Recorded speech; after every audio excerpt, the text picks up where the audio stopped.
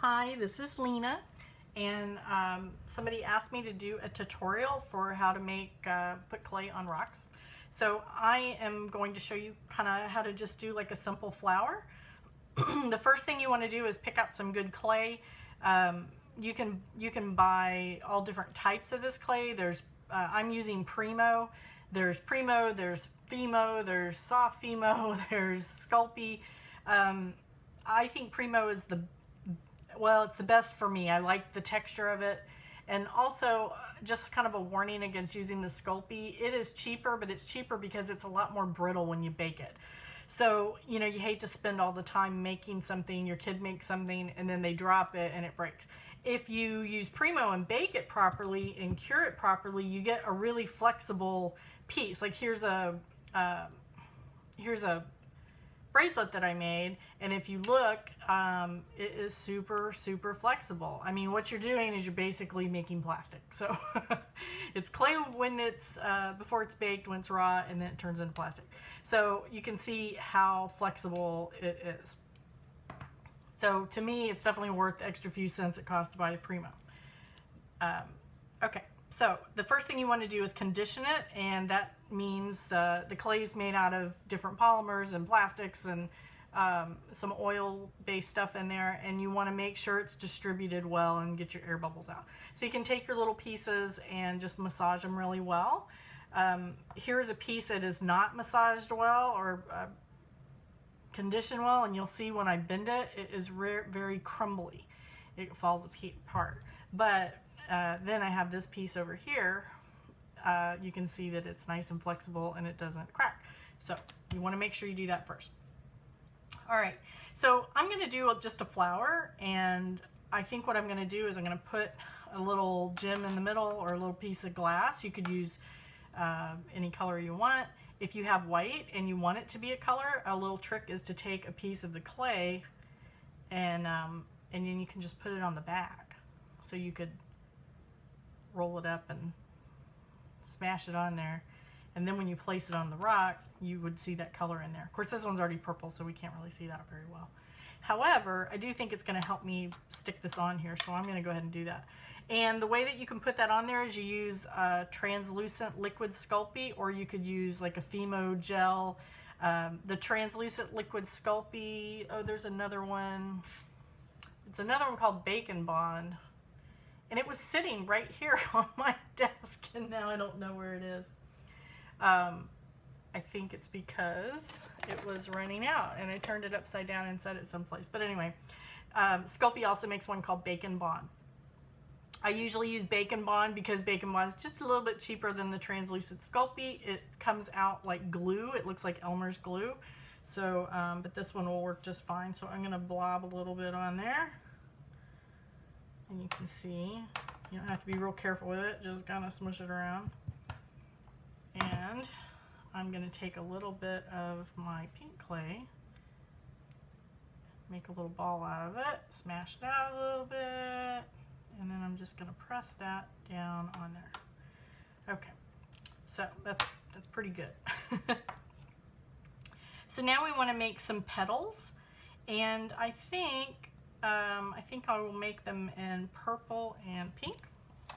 So I'm going to use an X-Acto knife that I should have had out already. There we go. And I think I'm just going to cut, actually, I think what I'm going to do is cut out whole petals, and then maybe I'll chop them in half. So I didn't think this through really well. You don't have to use an X-Acto. You could just mold them with your fingers if you wanted to.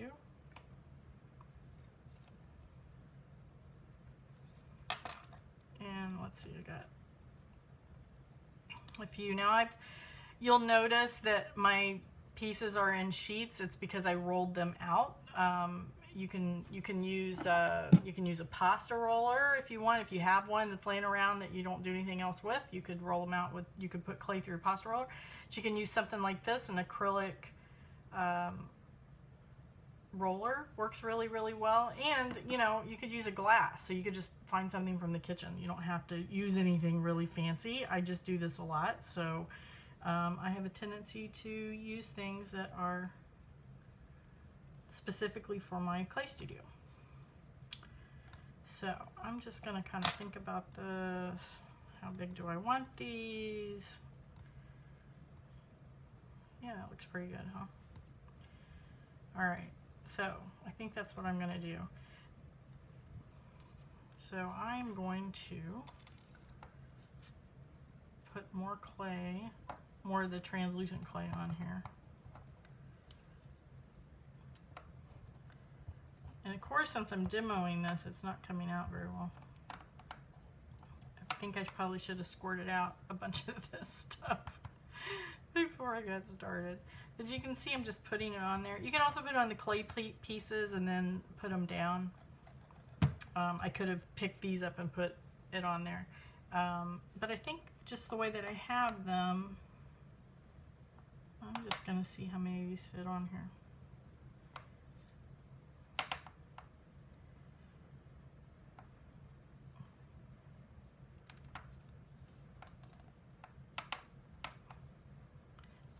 I thought I was making a flower, but I think maybe it's coming out more like a funky sun.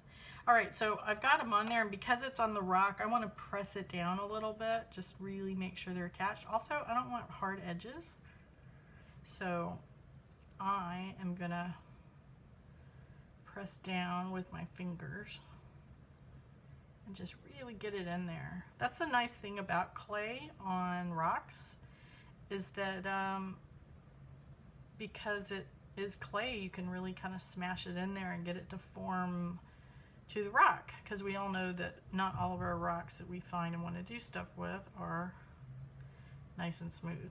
So it's kind of a neat way to handle it.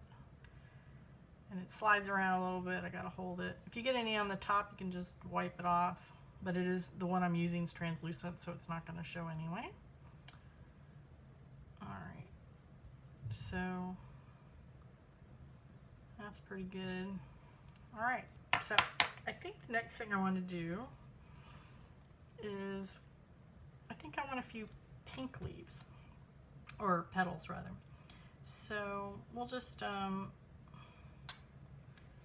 do it a little bit different way. I'm just going to rip a little bit off. One thing I didn't mention is you really want to start off with clean hands, because you can get your clay dirty. So cleaner the better.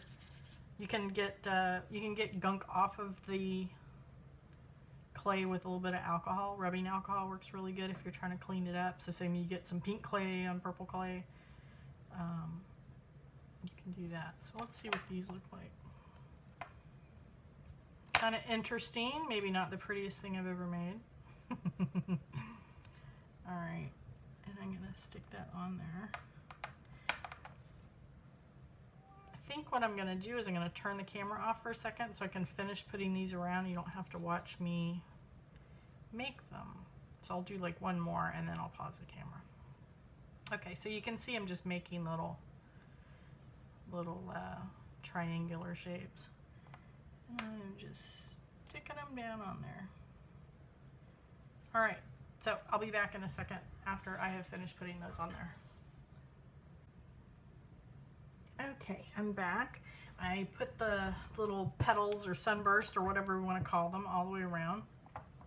I added a little bit more of the translucent Sculpey underneath, just to make sure it would stick on there. The other thing that you can do is, if you don't have to have formal tools, I've got a bunch of clay tools for sculpting, and you can go in and draw little lines, which I am going to do on some of these because I'm going to antique it when I'm done and I want to see what that looks like. So just real quick, I'm going to go through and make some little indentations. I don't know if you can see it on the camera, but they'll be kind of, hopefully they'll be kind of interesting when we're done.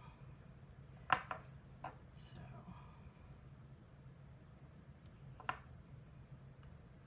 all right, so I got some light texturing in there, which I think will be more interesting later. And the final thing is the middle part to me is not, it doesn't really look finished. So just for fun, and it's going to seem maybe like a weird color combination, but I think when I get done antiquing it, which I'll show you at the end, I think it'll look good. So I'm going to roll up a piece and make a snake out of it. And I'm also, the other thing this is going to do to kind of not only finish it off, but it'll also help keep this in here. We've got enough clay going over it. When it all bakes, it probably would stay anyway, but just in case. So I am going to make a little circle. And I wasn't going to do this, but I was going to cut it off to make it match, but I kind of like the idea of making a little swirl, because that's how I roll, trying out different stuff. And now that I've done that, I think I want another one. So I'm going to roll out another little piece, and I'm going to roll it up, and I'm going to just stick it right in there. Kind of interesting. And now I'm going to use my tool to kind of blend those two pieces together a little bit. And I want to give this a little bit of texture. So, and I could have just, you know, done straight, maybe like a little row of indentations, but I kind of like the way it looks with some texture on there. So I'm just going to take my tool to do that. But you don't need any fancy tools. It's once you kind of start thinking about it, you'll find all kinds of stuff around your house. Forks, spoons, toys, anything that has an interesting texture on it. You start thinking about how that would look if you did something with clay. I have a whole drawer of things, you know, that I pick up around the house, I find in the street, in the store. Greenies work really nice, like, you know, the scrubby greenies we use to, you know, clean things. Those make a really nice, soft kind of texture. Old paintbrushes. I've got an old paintbrush here. You can push that in the clay.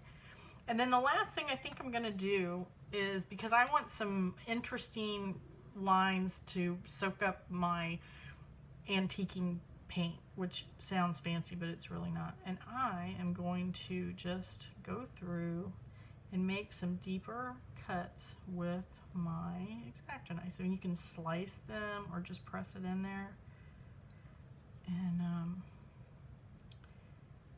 I'm gonna get done with that. Okay, so the next thing I'm gonna do when I'm done with this is I'm going to bake it. Follow the temperature guidelines on the package of clay. Primo is 365. Some of the other kinds are a little bit different. You got a little bit of leeway in there. You don't have to put it on anything special. Like, you could put it on glass, you could put it on tin foil. I guess I maybe wouldn't recommend metal, because the metal can get hot and burn your clay. Of course, we've got this on a rock, so probably doesn't really matter. If you get it too close to a burner, like if you were broiling it, not that you should, but if you did, you could burn the top of your clay. So if you're working out of a toaster oven, that's fine, but you might want to do what's called tinting, and that's where you put your piece on a dish, or, you know, whatever you're going to bake on, and you tint it with something like tinfoil. So here I have a piece of tinfoil, and I would just lay it on top of it and bake it like that, and that protects it from the heat. So you can also do it with cardboard. I know that sounds scary in the oven, but the temperatures are pretty low. Now, one thing about Primo is, and it's not just Primo, but it's the one I use. Where's the instructions? Here they are. Well, it's telling me not to microwave it. Okay, why can't I find the instructions? Somewhere, oh, here it is. You can tell I didn't practice this. Okay, so here it tells me it's 275. I think I said 165. I said it wrong. So we got 275, and it says 30 minutes per quarter inch. You can always rebake Primo and bake it for longer. The important thing is the temperature. Keep it as close to 275 as you can. If you have a oven monitor, oven temperature thermometer, use that, because it's very interesting when you start using the thermometer. You find out that your oven or your toaster oven can be wildly different in temperature. So that's important. I have a little dedicated oven for baking my clay, and I use a thermometer, and I had to adjust it and figure out where the dial, even though the dial says it's 275, it is not. So I did a little bit of practice. So that being said, the temperature is what is important. The length of time is much less important. You want to do at least 30 minutes. However, for when I was showing you how flexible this was, I bake all my stuff at an hour. It is so much stronger when you go ahead and bake it for the full hour. You don't have to, but it will be much stronger. So that's my suggestion. It's interesting. You can make these little, I've done tests where you take thin pieces and bake them at different temperatures. And the ones that are only baked for 30 minutes, you bend them in half and they snap. If you bake them for an hour, you can just bend, and they don't go anywhere. So bake for an hour is my recommendation. So I will do that next. And when we come back, this will be all baked.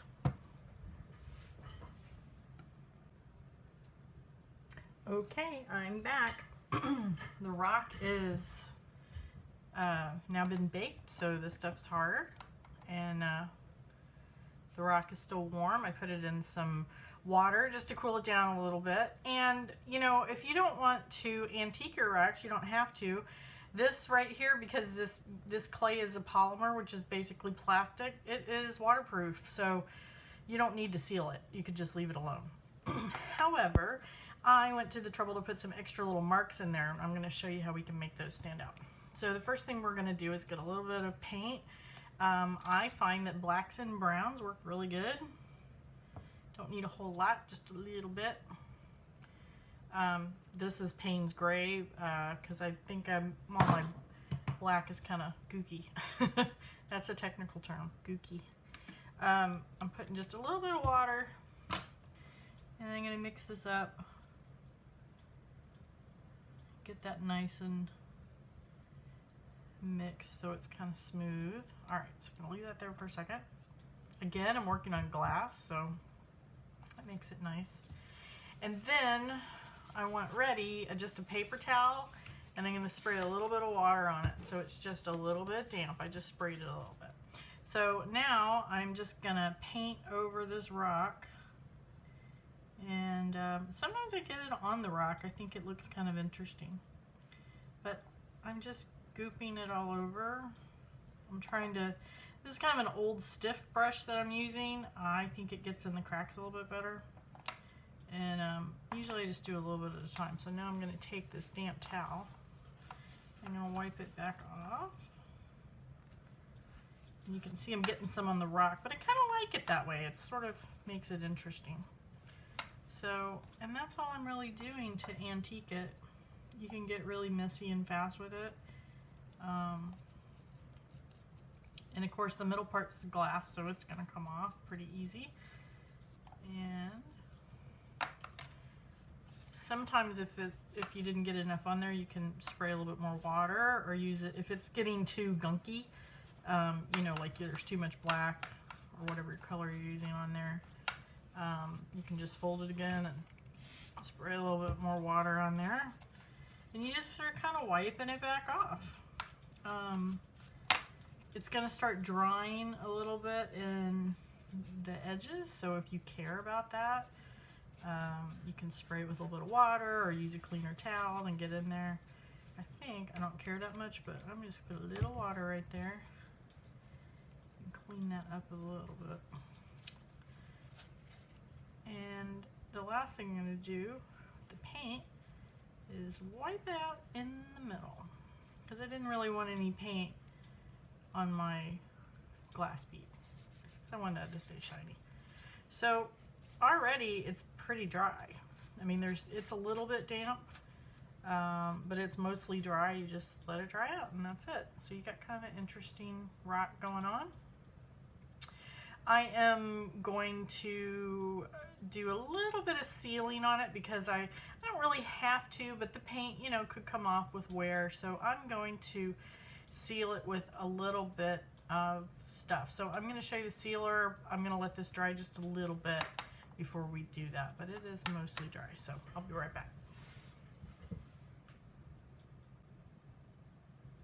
Okay, I let this, well, I didn't let it dry, I actually hit it with the blow dryer a little bit. So there's a couple little places that aren't completely dry, but it is mostly dry. So we're ready to seal it if you want to. Like I said, it's not super important, but you do have a little paint on there, so it's not really a bad idea to seal it. There's a couple different ways you can seal stuff. You can use, well, let me first by telling you what not to seal it with. Do not spray polymer clay with any aerosol spray sealant. They work great for paint and great for rocks. Do not put it on polymer clay because it will ruin the clay. It has a reaction with it and it will leach out. It'll leach stuff out of it and make it gummy, and we don't want that. So any kind of aerosol, do not use on polymer clay. Now, if you like to use sealer on the back, you know, maybe you write something on the back, you want to seal it with the spray, that's fine. Just make sure none of it touches the front. The only way you might be able to get away with that is if you sealed it with something that was polymer clay safe and then sprayed the sealant on it, although I don't know why you would need to do that. But anyway, here's a couple different ideas you can use. One, Pledge makes this floor care stuff that works. It's just, you can just paint it on there. It'll make it pretty shiny. And then the other thing that I use for a lot of my stuff is Renaissance wax. So this is, you only need the tiniest bit of wax. You probably, unless you are going to do a lot of this stuff, you might not care about it, but it's microcrystalline wax, and it really does such a neat little job. It puts a nice, it just puts a nice little sheen to it. It's not a high sheen. It's kind of a medium sheen. And it also, you know, if you work with a lot of clay, it makes your pieces feel nice. They have a nice kind of texture to it. But the clay, the wax dries really fast. So it'll cloud up in a second. Most of it's probably already dry. So usually I pick it up and blow on it. So let me do that real quick. And that's really all you need to do. And then you can take a soft cloth, which probably works even better, but I happen to have that paper towel that I was using. So I'm just gonna buff it a little bit. And that's it. You probably can't tell too much from the video that it is shiny. And it's not very shiny. It's just sort of a kind of a sheen to it. But it does make it feel nice, and you know, it's a little bit of wax on there, so that'll help kind of seal that paint in there. So that's it. The only other thing I was gonna show you was I did find my Bacon Bond. It's the same container. So translucent liquid Sculpey, and this one says Bacon Bond. Bacon Bond's a little bit cheaper. They both work the same. I guess probably this one comes off a little, it's probably a little more, a little shinier, a little more translucent, but honestly this stuff is too. And this is usually a little cheaper, but they both come out like Elmer's glue, so that they work really well for attaching Sculpey to rocks, or really any other thing that you want to stick it on, if it's bakeable. So anyway, that's it. Let me know if anybody has any questions, and happy rocking. I thought of one more thing I wanted to do. I wasn't going to, but I'm a little bit of a noodler. So I want to see about adding just a little bit of Inka Gold to this rock. And I have this, I have them in different colors. It's actually like a wax, kind of a wax acrylic gunky stuff. This one, it's got a little mold in it because I stuck my fingers in there at some point, and I should not have, but anyway. So it kind of works like paint. Well, it's this nice creamy consistency when they're new. It's like this nice smooth stuff. So anyway, I've kind of screwed mine up, so they're not as pretty anymore. But you can wet them back down, which is what I am going to do real quick.